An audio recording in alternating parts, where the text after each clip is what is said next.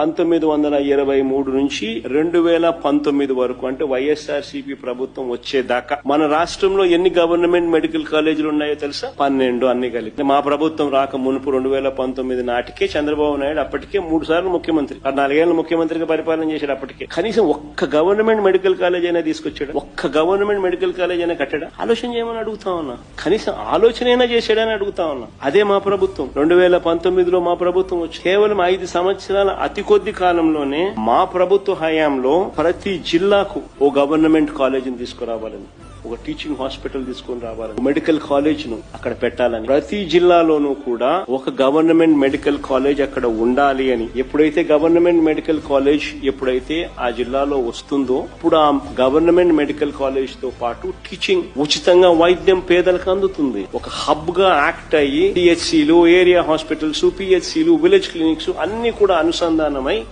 ప్రజలకు మెరుగైన వైద్యం ఆ జిల్లాలో మొత్తం అందుబాటులోకి వస్తుంది. నేను అడుగుతా ఉన్నా, దిస్ ఇస్ కాల్డ్ విజన్. ప్రజలకు ఏది అవసరమో, ఏది ఇంపార్టెంటో, ఏది ఖచ్చితంగా చెయ్యాలి అనే దానికి ఒక విజన్.